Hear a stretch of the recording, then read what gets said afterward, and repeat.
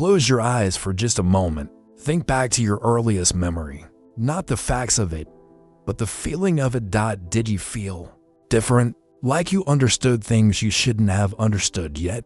Like you could feel the emotional weather in your home before anyone spoke? That feeling wasn't your imagination.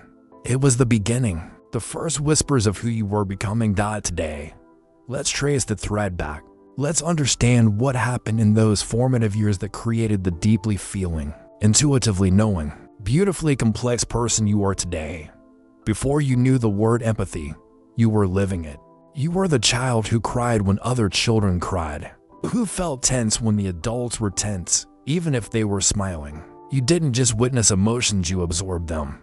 Like a small sponge walking through a world of spilled feelings. Your parents might have said you were too sensitive, but you weren't to anything. You were exactly sensitive enough to sense what everyone else was missing. That wasn't a weakness. That was your first language, the language of human emotion. And while other kids were learning to read words, you were already reading hearts. Then came the confessions. The way people, even adults, would tell you things. Heavy things, sad things, secrets. You became the quiet container for other people's pain. The therapist friend before you knew what therapy was. And you took this role seriously. Because even as a child, you understood the sacredness of being trusted with someone's truth. But here's what no one told you. When you spend your childhood holding space for others, you forget to save space for yourself. You learn to prioritize everyone else's emotional world while yours went unexplored. So where did you go? To the only place that could hold the bigness of your inner world, your imagination. Your mind became a sanctuary, a library, a universe. You created friends, worlds, stories not to escape reality, but to create one that finally made sense. One where feelings had colors and thoughts had weight and everything connected in beautiful patterns. That daydreaming they scolded you for, that was you building the inner architecture.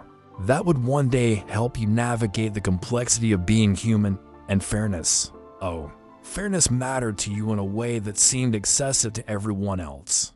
A broken promise felt like a fracture in the universe. An unfair rule felt personally violating. You weren't being dramatic. You were sensing what most miss. That small injustices reveal big truths about how we treat each other. Your childhood sense of justice was the early blueprint for your adult values. So piece by piece, the pattern formed. The empathy, the depth, the observation, the idealism, the sensitivity. You weren't born with a manual, but you were born with a mission to understand the human heart so deeply that you could help heal it. Even before you knew that was your purpose, you were practicing. Here's the beautiful truth.